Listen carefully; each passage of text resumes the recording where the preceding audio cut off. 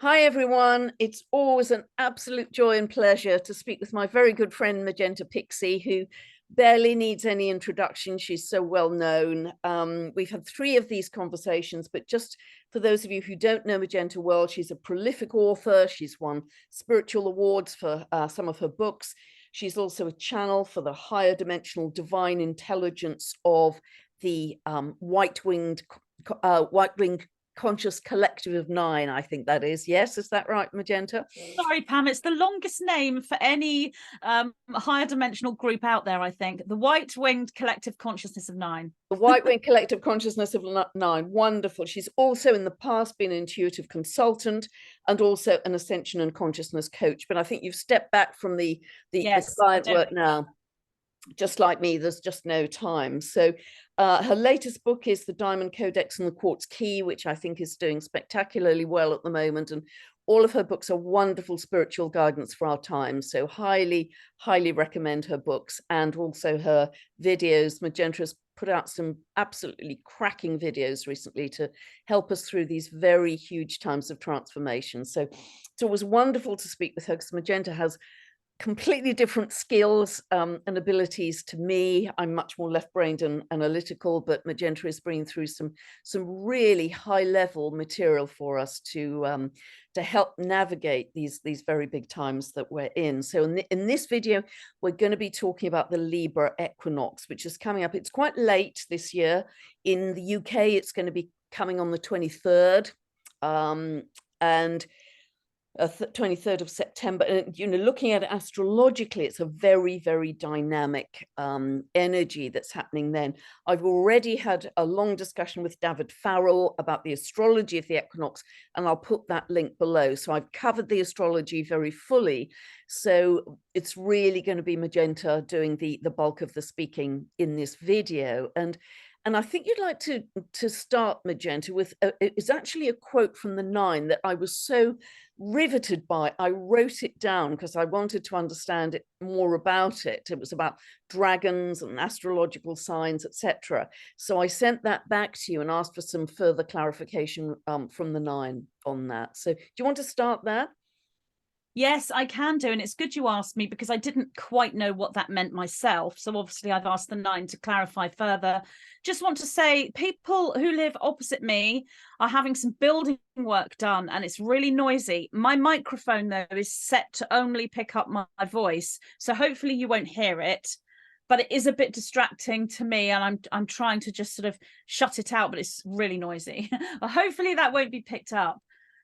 So I think this was in one of the channel transmissions a few weeks ago that you had watched. And it was just one small section where the 9 said, the dragon is that which flies through the astrological marker, which is unique and personal to you, for it is your domain only you hold by the very virtue of your birth in time and space. You can see why I was interested in that, Magenta, can't you? I realize this must be connected, obviously, to your astrological coordinates from your birth. But I hadn't asked the 9 to clarify further. But once you emailed me, I asked them to clarify further. So I will tell you what they said for this. I asked them if they could explain this further. And they said, indeed, this refers to your DNA. That which you are born with, the DNA that is reflected in the placement and energy frequency pattern that your environmental reality as geometric pattern presents, for this is code for all that you are. The dragon, serpentine flowing energy you may know as Kundalini, when rising, triggers the crystalline light site of the pineal gland that sees into multiple dimensions and quantum realities and thus creates worlds. DNA library as stored data that flies through astrological marker, as in the energetic imprint and pattern of your cosmic and galactic reality. It is unique and personal to you, for each soul in incarnation is utterly unique, even amongst alternate selves and doppelgangers. The presentation of reality is your personal domain, for you and your reality are but one. Your birth in time, as in the way you measure linear time, presented within day, month, year, moment, and space, is that which is locational, as in village, town, country, or planet. So I think what they're saying here is we have, as obviously you will know more than me, an astrological picture of the time we're born and where we're born. And this gives us an energetic photograph, if you will, of what the cosmos or what the galaxy or universe looks like and where all the planets are situated, which gives us this picture of who we are and what our life's blueprint is. It's the life's blueprint. The 9 are going further by saying this is referring to your DNA. So that blueprint, that astrological picture is inside our DNA. We're looking at it astrologically when, say, you do an astrological chart, but it's all in our DNA. And I guess that's why I can bring forward the 9 in this sort of right-brained form, because I'm not astrologically trained through the left brain, which is science, as you are. It's more poetic, it's more about imagery, but it's all coming from the DNA. And they're talking about that's reflected in the placement and energy frequency pattern that your environmental reality as a geometric pattern presents. So the actual environment, and they're talking about this being day, month, year, moment, but also village, town, country, or planet. So obviously, whatever planet you are born on or whatever alternate reality you've been born into, there will be a picture, and every single one of these pictures or astrological charts are completely unique. The dragon being the rising of that kundalini up to the pineal gland, giving you the ability to have sight, visionary sight into those multidimensional realms, and thus creates worlds, because the pineal gland is also a like a photocopier cosmically. So if you have a cohesive thought within your vision, you can create from it as well as see from it. So it's a camera as well as a photocopier. And then they also speak about alternate selves and doppelgangers. So it's unique even with every alternate self we have in multiple different realities, and doppelgangers, I guess, are the other versions of ourself. Every choice that we could ever make creates a new fork within that quantum field, and those charts are unique as well. That's what they mean when they're talking about the dragon is that which flies through the astrological marker. But I'd also like to say that they use the dragon as an analogy in the transmission, the book Infinite Helix and the Emerald Flame, and again in the Diamond Codex, the new book. And they use this as a metaphor for Stargate ascension. The reason why they use the dragon is because the dragon is more than a metaphor. There were these actual beings prior to this epoch, and that's early Lemuria, and we are going back to a world, a civilization that mirrors that early Lemuria, because we're going like down and back up again to a different place, but it's the same dimensional space. That's where we're going. So these majestic beings we know as dragons will come back in physical form, and so they're very much held within the minds and hearts of awakened individuals. And this is like huge for 2023 and into 2024. So the dragon's a metaphor for our own ability to travel, use the Merkaba, move through our own Stargate system. And because it's such a deep metaphor, it's taken me quite some time to learn all the layers of these metaphors. That first book, I think, I brought forward in 2018, and the new one was last year or early this year, I forget when. And right up until this morning, I'm still getting downloads regarding these metaphors, because I was waking up this morning knowing that I would be talking to you. I wasn't expecting more information to come forward, but I got yet more. I'd already taken some notes and spoken to the 9 about other things for us to talk about today. Then I had more information coming through this morning. So all connected to that phrase, the power of the dragon and Stargate ascension, and which is all connected to astrology, which gives us a picture that we can look at through the left brain in a scientific way, which is the same picture that you can also look at through the right brain, which is more poetic, pictorial, imagery, fantasy, imagination. And then you merge the two together, which is what we're doing when we talk. So when you merge the left brain and the right brain together, which is what we're all doing as we go through this ascension process, we come to this place of balance. So that's what Magenta. What's weird is 10 years ago in my first book, I said that the astrological chart was your DNA.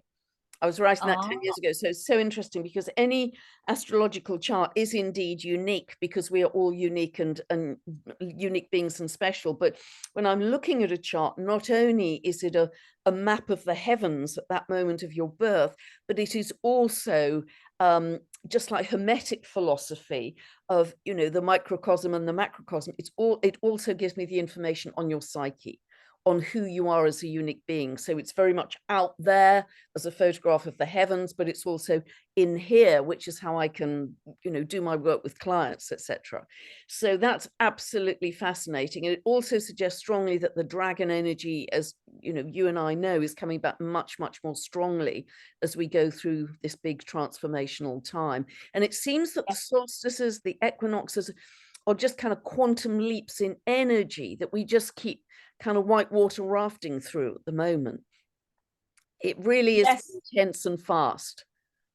Yes, absolutely. Very, very much the dragon, very, very big within the awakened individuals, even to the point where those that are not awakened spiritually or might not seem to be or think that they are still drawn to dragons. And they might not know why. They might just say, oh, I love fantasy films, or I love computer games, or wherever the dragon is representative in their life. But it isn't just the dragon. And this is new information over the last couple of weeks. So the 9 spoke to me about September. When we first moved into September, they spoke to me about September as a month. They don't often show me several key dates in a month, but they did for September, as September has several pivotal dates. And then we have these eclipses in October. So they're saying to me that the equinox, if you remember, we spoke back in March regarding the March equinox. And the 9 was saying how these eclipses were the same date, the same space. So this is what I was explaining back in March. They're saying the same thing again for September, although it's different. It's a different expression of that space. But it seems to me that the equinox that we're coming up to in September is a preparatory moment or opportunity for what's coming with the eclipses, and they're all within this same space. Because the reason why they're in the same space is because we are learning to integrate linear time with non-linear time or multidimensional time. So we're learning about coming back to these spaces. So say we go through, let's for example, I'll mention the 18th of September, which is a date they've drawn my attention to. Let's just say we're looking at the 18th. So we could be here on the 17th, and then on the 18th we come here, and that space is also March, and it's also the equinox, it's also the October eclipses, all sitting in this non-linear band. And then we come back into the linear. And that's how we're kind of living this on a collective level, because for an individual going through this in this accelerated form that they call Stargate Ascension, all dates are up here in this higher 0 point. But when we're incarnated in physical form, it's very difficult for us to hold that multidimensional view 24/7. So individually, we're going to be moving down and back up in our own personal sine wave. That's unique, and that's what we can see through the astrological chart. But collectively, we're going through this collective sine wave as well. And these equinoxes and solstices are when we come back to this point. And when we talk about them and draw attention to them, because all of the individuals that are in a state of connection with higher dimensional information are drawing attention to these dates, then everyone else who perhaps hadn't been aware of them, it raises their frequency and their vibration. So the collective come back to 0 point. And the more we're doing this and coming up here, the more we're creating this 5th dimensional reality. I think that's kind of summing up what the 9 have been trying to tell me over the last couple of weeks. And then I can go a bit further into things that they've said, if you like. Oh, beautiful, Magenta. So does that mean that on the 18th, coming out, which I think is Tuesday, that is an excellent day to meditate and connect? Oh, absolutely. Absolutely. I mean, these key dates in September, the 18th, moving into the equinox, absolutely the eclipses. But the 18th, how they've explained this to me, let me just see if I can find the notes about this. Here we go. So this came from a piece of a transmission. It's not been uploaded yet to my YouTube channel. So please, if people follow me and go and look for the channeling, it's not there yet. It will be, but it's not there yet. So I'm bringing it forward here. But what the 9 actually said was doorways to Gaia, elemental harmonic realm, to your earth, open, if you will, open in inverted commas, at the time of the September equinox 2023. Yet this is an opening of multiple fractal doorways. I asked them to clarify further, which is when they talk about the 18th. So I can tell you what they've said. They've said about these doorways to Gaia elemental harmonic realm, the elemental harmonic realm, or Gaia. So this is a fairy gateway. This is dragons, unicorns, fairies, elves, pixies, mermaids. That is very much symbolic for Lemuria, and it's more than symbolic because the early forms in Lemuria had that form. They did live underwater. They could breathe underwater like the mermaid. They would have had tails and been DNA seeded from aquatic forms, as well as beings that could fly. So all of these elemental beings have stayed in our memory fields, and they're coming back very powerfully. This is what the 9 said about this. When I asked them to speak more about the opening of these multiple fractal doorways, they said, this speaks to the level of awareness of the first non-physical realm, closest to your 3rd dimensional earth, if you will, that of the elemental realm. So they're saying that that's the first level of awareness, the first non-physical realm closest to our 3rd dimensional earth, metaphorically, the elemental realm, which is locational in time space and exists betwixt 3D and 5D as a harmonic, or above 3D as predominantly a 4th dimensional space. However, it moves through both the 3rd dimension and the 5th dimension simultaneously, as the elemental domains are multidimensional. So I think what they're saying there is there's 4th dimension, which, when you're looking at metaphors, that dimensions don't exist in the truth of reality. They're simply ways for us to measure reality. So with the model they use, the 4th dimension is a dimension in and of itself. The 3rd dimensional is the physical reality. 5D is the higher consciousness, and where we're moving into this ascension space or new earth space. So the 4th dimension is not necessarily the elemental realm. The elemental realm appears to be above 3D, moving through 4D and into 5D. So it's a different space. Again, this is all metaphor. And there are multiple different ways of explaining these dimensions, and different channels and different psychics will have different models, which is really confusing. But using the nines model, this is what they mean. So they went on to say that the elemental domains are multidimensional. They move through multiple dimensions. They're not just in the fourth dimension, even though that's predominantly where this is. They went on to say the awareness of this realm, that which we may call the fairy kingdom, moves into its strongest position thus far in linear time within the epoch since your known history. So in this time period since our known history, this epoch, not Atlantis, not Lemuria, this epoch we're in now. And the reason for this is due to its similarity in so many ways to the epoch prior to yours, prior to Atlantis, the one known as Lemuria. This consciousness grows ever closer in your third dimensional reality just prior to your September equinox point. If we were to give this opening a date, we would place this as the 18th of September 2023. They go on to say this is a double 9 geometry as preparatory monadic opportunity on the 9th day of the 9th month. So what they mean by that, on the 9th of September, there was a monadic opportunity.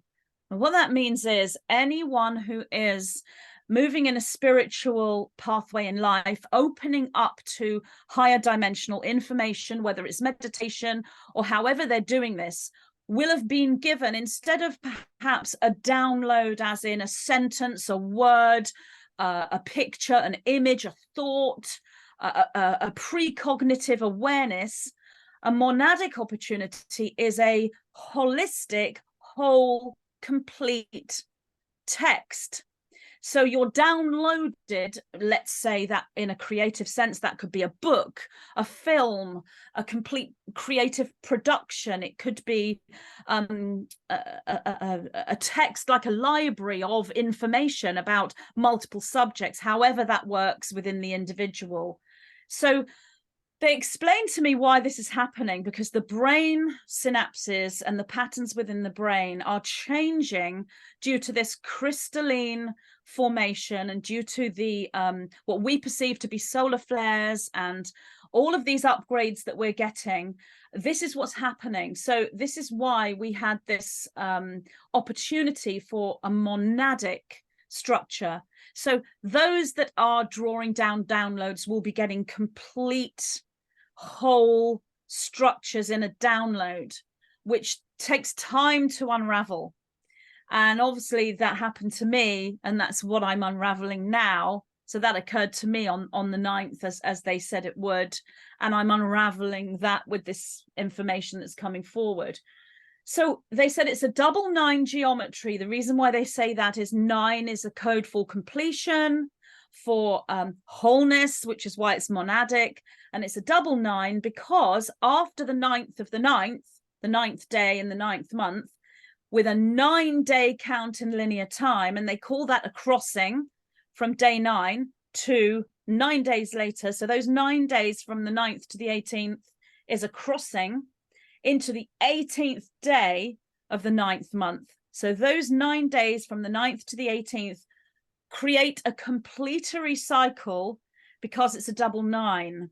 So this is why this elemental gateway, because its similarity to Lemuria and all the memories that are coming with that, all the activations that are coming with that, that's why they're pinpointing this as the 18th.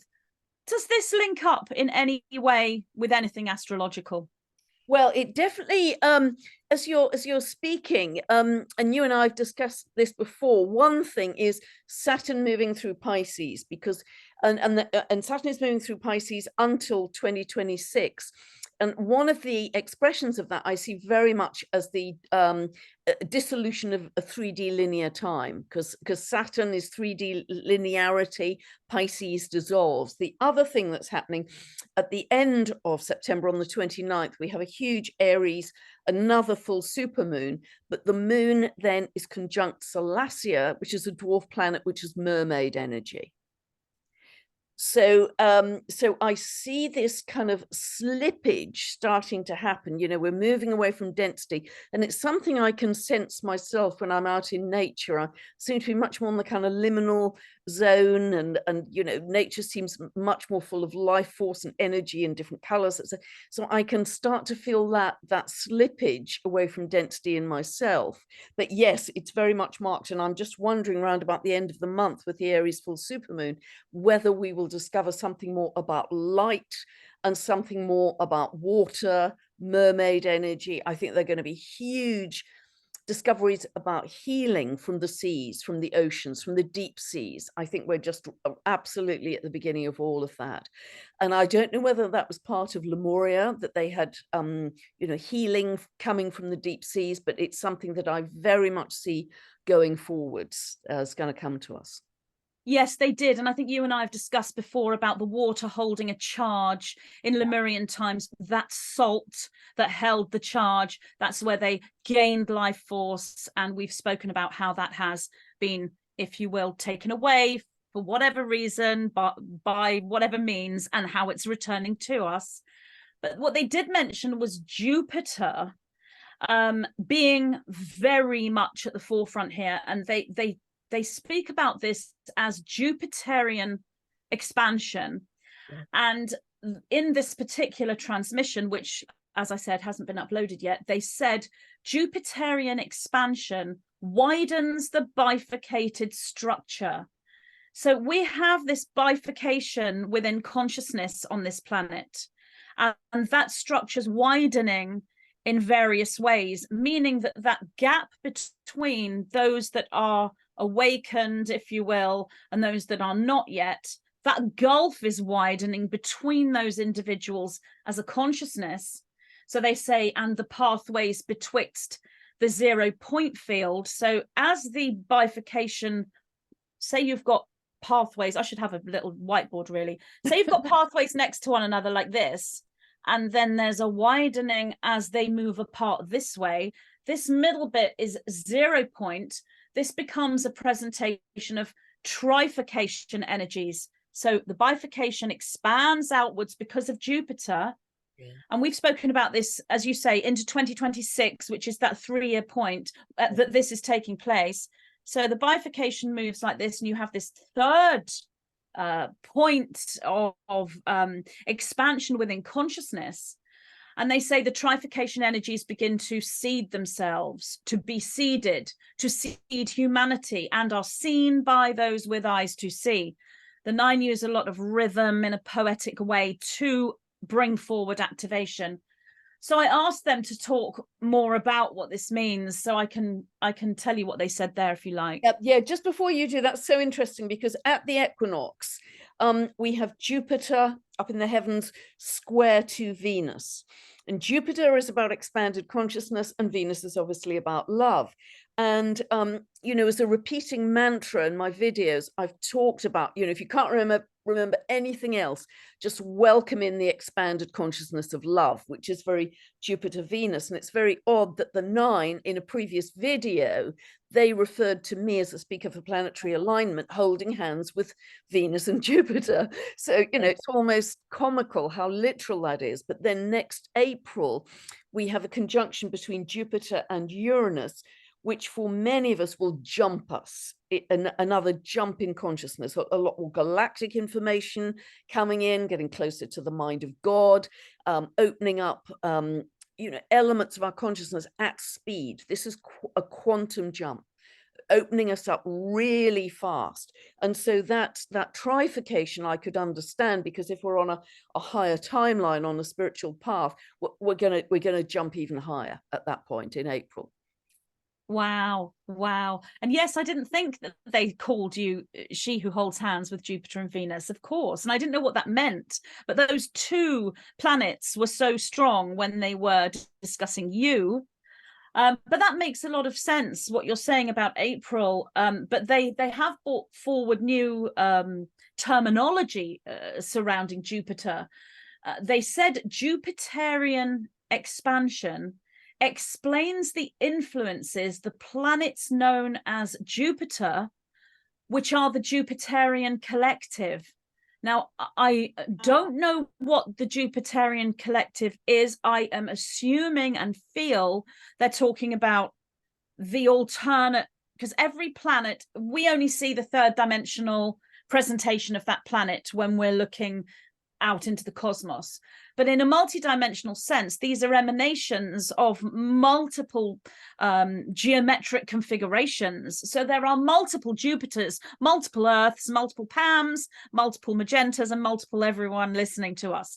We're all this quantum aspect. So I assume the Jupiterian collective is the quantum stream of that which is Jupiter. And what they're saying is, Jupiterian expansion explains the influences the planets known as this Jupiterian collective have over the consciousness of humanity. So these multiple Jupiters in a quantum sense are so linked to our consciousness, to humanity's consciousness.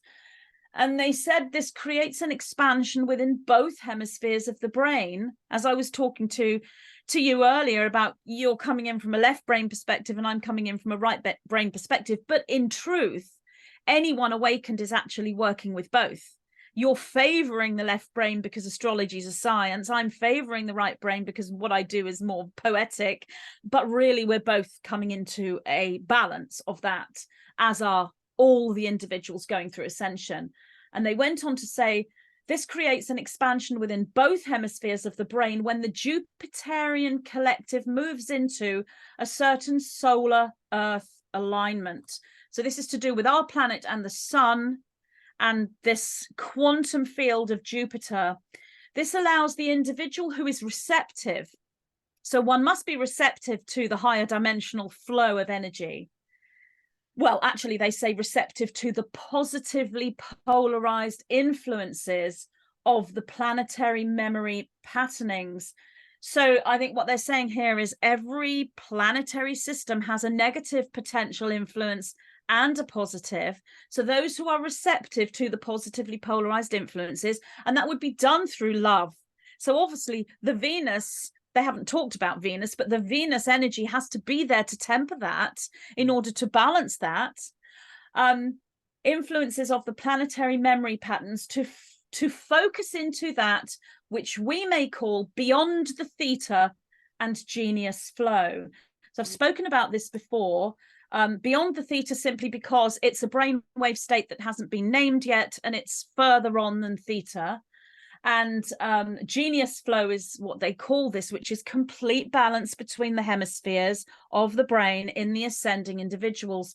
And the experience of that is multiple, but one experience you'll go through is that which you know as lucid dreaming or astral projection in the sleeping state, and channeling or higher communication in the waking state. So however that manifests for you, and what that means is when you're asleep, the equal hemispheres are aligned, and when you're awake, the equal hemispheres are aligned. So sleep and wake time, you're constantly working with both hemispheres of the brain, and the subconscious mind and the conscious mind are becoming equal whether you're awake or asleep, which is why you can have, I think you mentioned this as a bit of a slippage. So you can see that slippage when you're out in nature, but that's because the brain is coming into the higher configuration. You're seeing through multiple dimensions. So when you're looking at nature, you're seeing a quantum version of nature. So when you're looking at one tree, you're seeing several trees, or one leaf, several leaves. There's like I think some people might call that a trace or a shadow, but it's looking into multiple dimensions. But what you're really doing is seeing with this higher brain patterning. And this is what's going to start happening more and more and more with all of these moments of activation. It's so beautiful. It's really beautiful, Magenta, because Jupiter is the planet of expansion and expanded consciousness. It's the ancient ruler of Pisces, and when you combine kind of Neptune and or Pisces with Jupiter, you get the mystic. You get dropping into bliss, which I think is where we're headed, echoing that Lemurian energy as well, which is wonderful. Absolutely, absolutely. That explains it really well. The mystic, absolutely. Because this has happened to many, many, many souls throughout history, but it's happened individually in their own path or in small groups where they worked together spiritually. This is the first time it's happened at such a large level, at collective level, at planetary level. So we're just doing what many others have done. And they've seen all this, they've experienced all this. Luckily, they've been able to leave us clues and leave us texts for us to learn what we're going through. But they went on to say, the amount of individuals entering into such a configuration of mind, brain, and body mind thus creates collective expansion within the consciousness of humanity. So the planetary movements and all of these high frequencies and these moments of equinoxes and solstices create and I call this the catalyst, but the amount of individuals going through this is creating this to occur as well. It's like a two-way simultaneous creation, which is why it's so powerful now, because there's so many of us going through this. And then they went on to say, for where one human soul may go, others have the pathway paved for them. So every soul that goes through this for the first time in that epoch, or even in prior epochs, they pave the way. Because the minute something has been experienced by one soul, it's there logged, if you will, as an experience in the morphogenetic field for all. And then they get really full on with what they said, and they say, let me just have a little sip of drink, hang on. It's like the 4-minute mile, isn't it? You know, Roger Bannister was the first man to run the 4-minute mile, but once he'd done it, it was much easier for other people. Or the 100th monkey, you know, super smart monkey who could wash all the dirt off his sweet potato on one island, and all the monkeys on distant islands started to do the same because it was lodged in that morphogenic field. So, you know, if we are little light beings, it's like we are striking matches to ignite the light in other people. We're infecting other people with our light that may have less light. Not that, you know, there's no judgment in this. We're all on our own journey. But if we are beaming out light, it's impossible not for other people not to catch that light and to embody more of it themselves. So I think that's what they're saying. That is, and it is the 100th monkey effect or the domino effect. That's exactly it. And they do go on to speak about that. And what they say here is, this is the Christed path and the true meaning of those who give up their worldly goods and follow Christ. So they've got a bit biblical here. This is the way of the Savior, or he who offers salvation, for he paves the way as the map maker for humanity. So when the Bible was written, this is what is meant. Give up your worldly goods and follow me. What that means is I'm paving the way.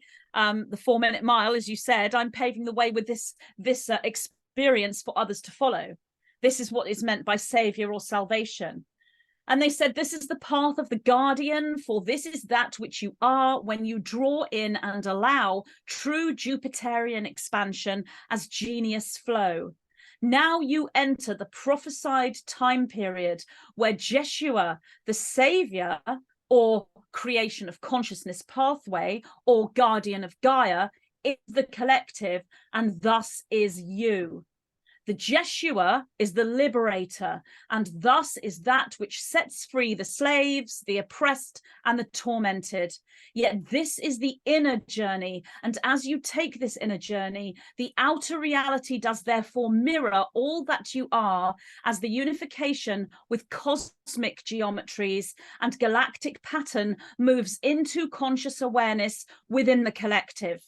By virtue of your very incarnation into physicality and birth through the divine mother matter as physicalized receptacle and ultimate deliverer and pathway from divine to divine actualized expression, you thus create the inner journey to express itself within the outer reality.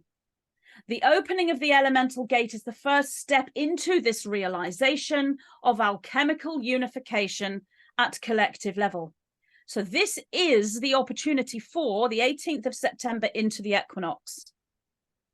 That is incredibly exciting. That's incredibly exciting, because I think once that opens up, you know, it's like twigs on a branch of a tree, isn't it? That once we've entered another reality, then other multiple realities become much more open to us as well. It's just like the twigs and then the leaves, and you know, the multidimensionality effect, I think, is going to come in strongly at this equinox. I think that's what they're saying, which is incredibly exciting. And will that be amplified, do you think, Magenta, in October with the eclipses, because they are very significant indeed? I don't know if that's a premature question for you, whether you've kind of gone that far. Yeah, they've mentioned about the eclipses and the fact that it's almost like these eclipses, all eclipses are like a torch shining either on the subconscious or the conscious, whether they're lunar or solar.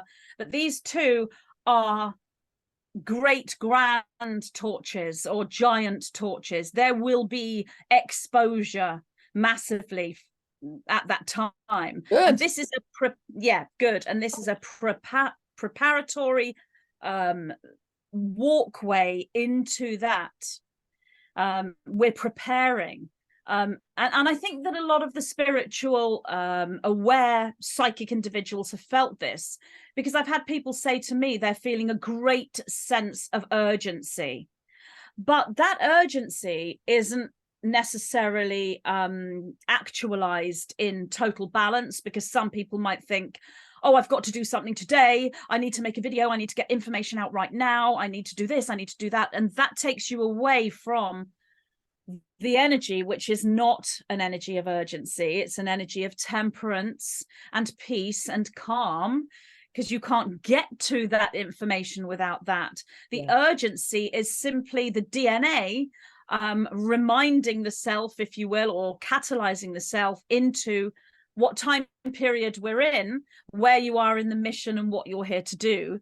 And so it's getting ready for this exposure that's coming, because we can have a somewhat of an awareness of what is coming, but at the same time there has to be epiphany and realization for us to go through our spiritual awakening and ascension path.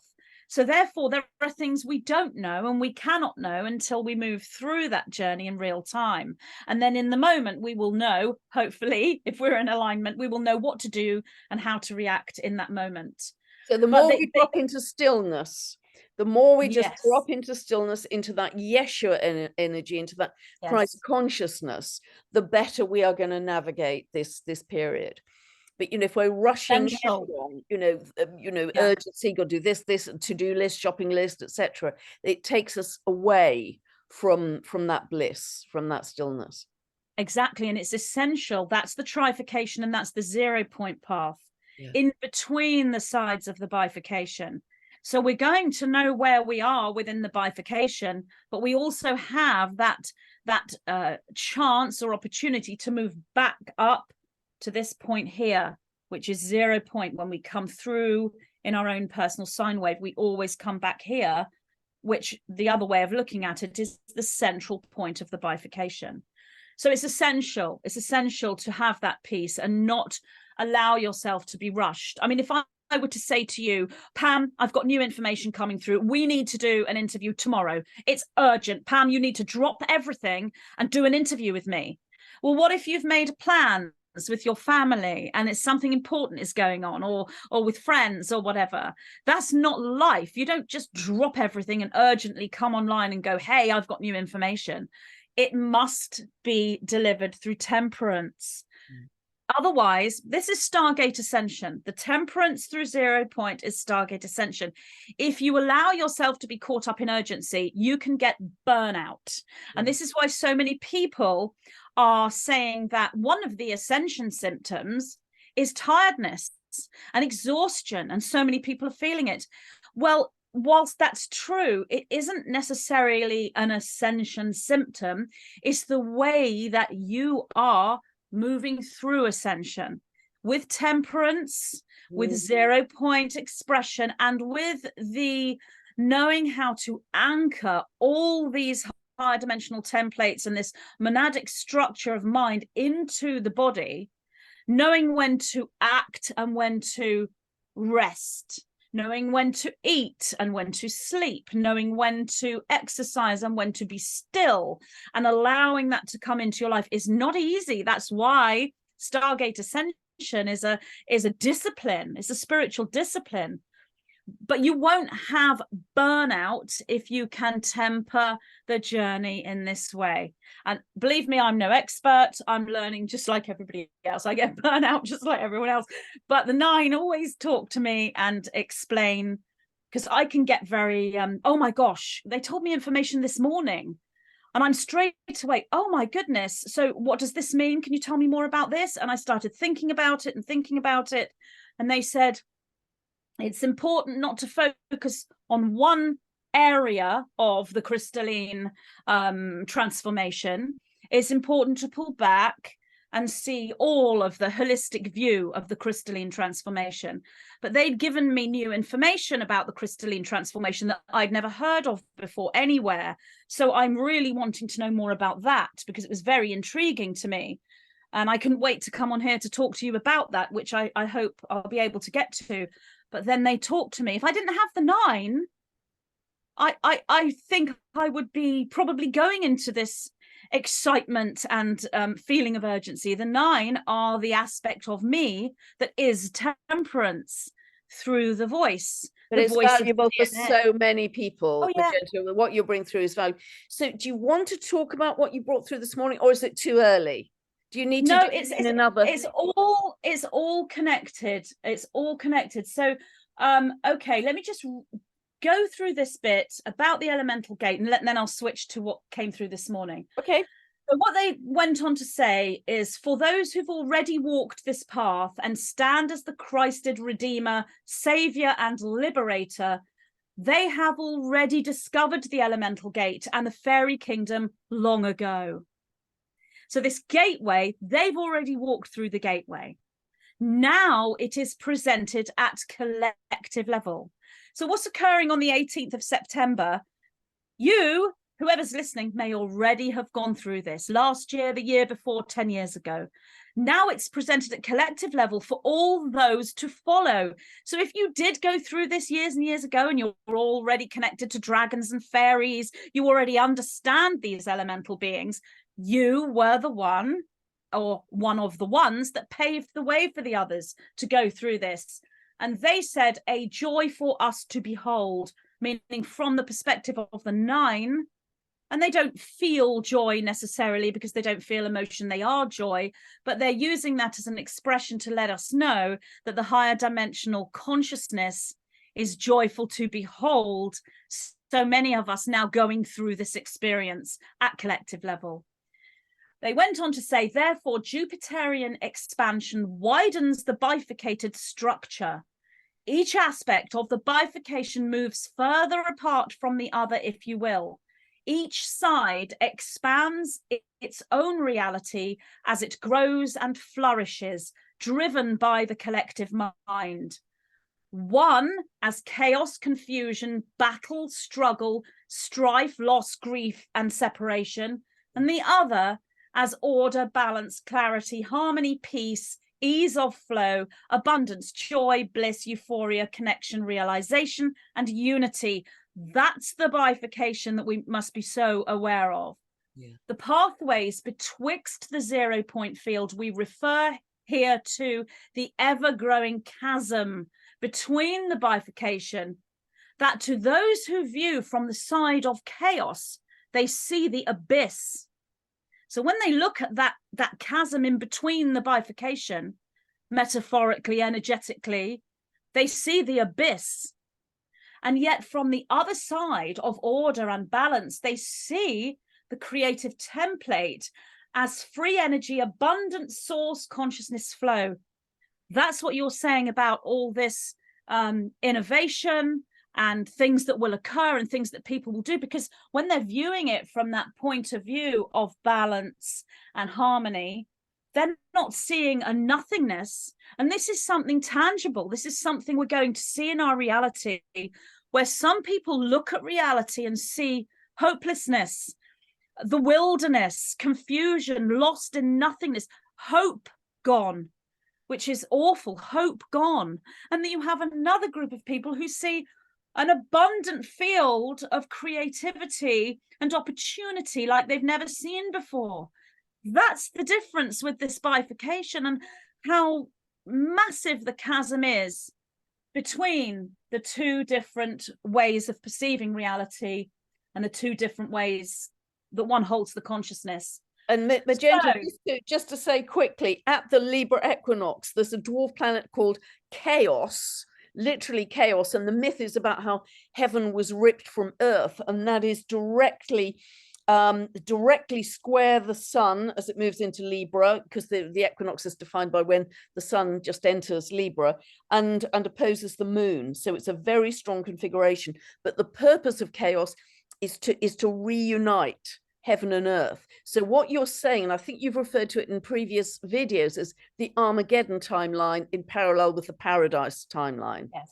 Is that what is so it's the same thing explained? It's the same thing explained differently. The 9 bring forward multiple different metaphors, because if Armageddon and Paradise doesn't align with you, some people can switch off and Armageddon, Paradise doesn't compute. So they come in with another metaphor and another, so that they reach many people, and also so that these different metaphors align within multiple metaphors within one person, so that they're able to access that expansion of mind themselves and see these different metaphors as meaning the same thing. Because this is the whole thing we're doing. We're decoding the metaphor. We've had metaphors since the beginning of time given to us by these people that have walked this path before. Let's say Jeshua the Christ as one of them, as one of many. And these metaphors are scattered throughout our reality and throughout history in all forms, and we're decoding them all. And at the same time, there has been if you will, a false overlay put over these metaphors, and those metaphors have been inverted. So we're learning how to distinguish which is the real metaphor and what it means, and not be caught up in the overlay, which is from the Armageddon timeline or from the chaos aspect of the bifurcation. Okay, so let's go to what they told me this morning. Okay. They spoke about what I've just said to you about needing temperance. They also said one needs to be patient, hold patience and stamina to move through this period, taking the personal path and the path of teacher mentor simultaneously. So you and I are doing this. Many people are doing this in various ways. You are moving through ascension personally for you, which is unique and personal. At the same time, you're teaching or mentoring others through it as you learn. So that could be speaking on a YouTube video, it could be writing books, or it could be just simply helping your mother, the person next door, your neighbor, whoever. Everyone who's in this movement of awareness will be in some form teaching others. And even if they're silent and they don't speak and they take, if you will, the hermit path, then they're doing this in meditation, and they're still adding to the 100th monkey effect through their consciousness. Yeah. So what they're saying here is the urgency is simply the calling felt within as an electromagnetic resonance. It's a resonance with reality. So one can feel that as urgence, and this needs to be tempered with temperance, patience, and stamina. They said Stargate ascension is accelerated ascension. These are accelerated timelines, but can easily cause burnout if temperance is not engaged, as I just said. Expansion of mind can cause sleepiness as the brain activates new pathways and synapses not used before. So this came through this morning. New synapses are birthed. I knew that. They told me this before. This is what's new. They said new brain configuration of coiled synapses begin to occur. The body may not be able to hold the frequency emitted from the Tesla coils within the brain at first. These are crystalline lattice photonic light structures as Tesla coils within the brain. So I said, why are you calling these brain synapses Tesla coils? That sounds really weird and a little bit sort of technology, doesn't it? And they said, we present such, for you have not yet named these crystalline quantum interfaces within the higher 5D brain. They are named Tesla by us, as this is the nearest configuration on your planet you have thus named. They said everything is intensifying and speeding up into a kinetic motion as Stargate ascension takes place. They said this in another part of the transmission. So I've taken notes from all sorts of different transmissions I've brought forward over the last couple of weeks. So I said to them, are these cosmic energy surges and these solar flares that we're having, is this upgrading the DNA along with this Jupiterian expansion? Is this what's creating what you're calling Tesla coils in the brain? They said, you are creating the upgraded DNA and the Tesla coils within the brain patterning. You are creating them. This is your genius flow. Nothing outside of you creates this. The cosmic energy surges and that which you call solar flare is but the environmental catalyst. I said, what do you mean, that which you call solar flare? What do you mean by that? What should we call this solar flare? You know, is it not a solar flare? Why are they drawing attention to us calling it a solar flare? And they said, this is the emission of solar energy into the biosphere that touches you. For as the solar flare erupts, so too does your crystalline DNA move in synchronization with it. Your negatively polarized scientists will tell you that the outer world does this to you. So this hasn't happened yet, I don't think, but may be yet to come. So we're being told that something's being done to us. But in truth, you and the outer world move as one. Therefore, this is not explained simply by solar flare. For this is so too the inner flare within the ascending human. This is kinetic movement at solar level within all suns, central suns, grand central suns, and great grand central suns. This is that which is the golden mean configuration within you, and that which we could call crystalline alchemy. And it is this that creates the cosmic birthing of the new Tesla coils within the ascending brain, for this is the true gold.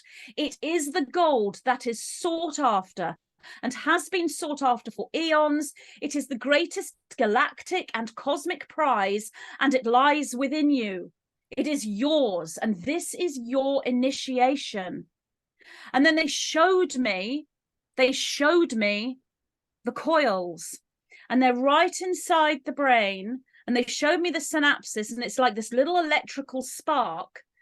And what they were explaining to me is the 3D brain has like, I should be able to draw this really, has like a central point and like these long tendrils of electricity coming out, firing, and then there are other synapses that join with them. And these are all living structures. They're living intelligences, and they are neurotransmitters. And the 9 say, this is us. This is who we are. That's what the 9 are. That's what any guide that is communicating with an individual is, regardless of how they present themselves. So you're seeing these long tendrils like this coming out and connecting with other synapses as the brain fires. Well, within Genius Flow and the higher 5D brain, the little new synapses that are now coming into our brain on a collective level that we are activating through this crystalline activation, they look like little coils like this coming out. They're coiled.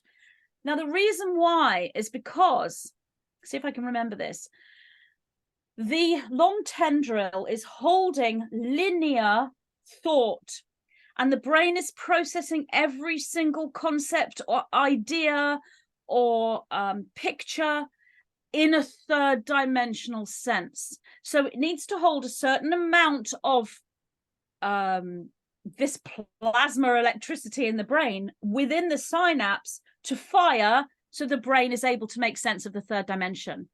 But these coiled ones, the reason why they're coiled is because obviously if you were to stretch them out, they'd be much, much longer. So they're coiled because there's more of it, because these are non-linear. And these are the aspects of the brain that are allowing us to process the non-linear reality into the linear. So you have the linear synapse and the coiled 5D synapse working together within all ascending individuals who are going through this process.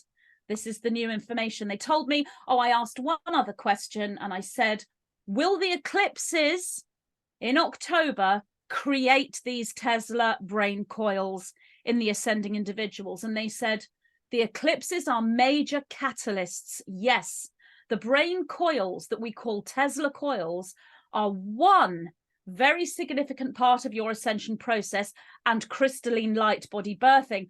But it is important not to focus in on the detail alone, but to view the holistic and the unified. That's because, and this was really for me, I was zooming in on what they were showing me. I wanted to see more of the little coils. I've never heard this information anywhere. They looked amazing. I couldn't believe this is what is in our brain.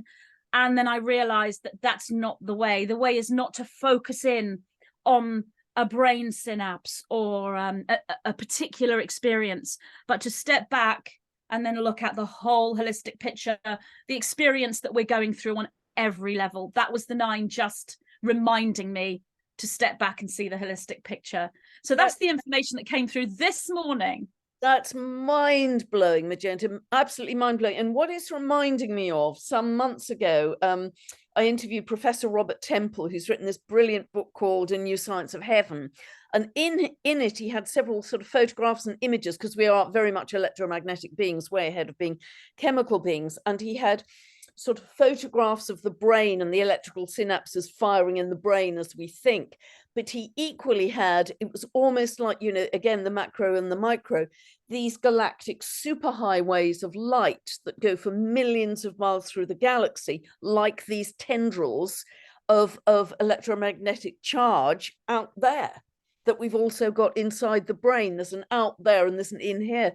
And we're constantly in this feedback loop of evolution of whatever's happening within us or out there in the galaxy. It's just a constant feedback loop. That's what I'm kind of getting from what you're saying. But this is immensely exciting, because if it is the case that the eclipses, because they're going to shine a very bright light on disclosure and truth, that is going to cause huge jumps, isn't it, in where we are at as a collective? I mean, it has to. Absolutely. I think why I sort of zoomed in on these little coils is when the 9 showed them to me. What I mean by that is my brain, or my right brain hemisphere, was able to remote view them, because they're living structures. They emanate a frequency. And these little coils were emanating the most powerful frequency of bliss-charged love. It is like a charged, unconditional love. And I loved them like they're little people. And what the 9 is saying is the representation of that is in the beauty that is taken into the heart by the ascending individuals, which is why this beauty is presented as fairies, elves, and dragons and unicorns, because they hold the same frequency. We've held that realm as a beautiful realm since childhood, all of us, as we've come into this reality. So that is the elemental gateway, but it's personal to each individual. Some people might feel that flowers are beautiful and they have life, or butterflies, or rabbits, or kittens, or whatever it may be. These are living representations of that structure in the brain. And this is why when you go out into nature, you're seeing this slippage, but you're seeing more color, more technicolor, because that's the color of the non-physical realm, which is far, far more vibrant. Yeah. I once was taken through a playback memory of a family member that had passed over. It was 3 years or 4 years after this person had passed that I was allowed to see what the individual experienced when they left the physical realm. And when they were still alive at the moment of passing, they were moving through the 3D realms. And I won't go deeply into the personal side, but the 3D realms were darker, and they could see the actual physical realm, as in the dark skies, and there was rain that was occurring, and it was darker. And then there was like a line, and the line was coming towards, like a border of a realm coming towards. And then at the moment of the body, you know, at the moment of death, when this family member left their body, he said to me, that's when I crossed over into heaven. And I saw him go over the border, and all these dark colors just lit up in this technicolor glory. And the green of nature was luminescent lime green, and the red roses were the most bright red that you can ever see. Now, this is what's happening to us in the physical. We don't have to go through the death experience to experience the technicolor realms, because of these synapses, these new synapses in the brain. That's what they perceive. And that's what's happening when you go out into nature and you're explaining that as a slippage of dimensions or worlds. That's what you're seeing. And that's what everyone is going to start to experience in their own unique way. It's beautiful, Magenta. And in fact, even this morning, I barely see anyone on my walks. I'm very lucky. I can just disappear into nature. But this morning I was beside a stream. There were lots of dragonflies. The sky was clear, and I just had to stop and go, wow, you know, the air was alive. The actual air, which we think of as invisible, was absolutely alive with divine intelligence. You know, I could feel that life force, and I just had to stop and just drop into just awe and wonder and wow. And it just felt like complete bliss at that moment, total bliss.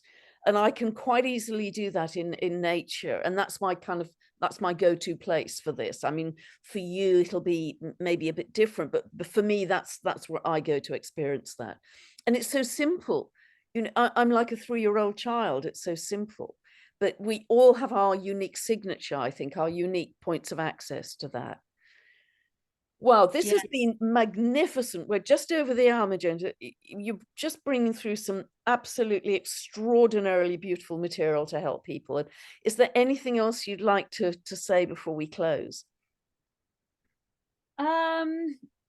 Only really to say that those individuals that are in that side of the bifurcation, where they are experiencing clarity, bliss and harmony, and they're able to move into that 0 point, come up to these similar portal points whenever we go through equinoxes, solstices and eclipses.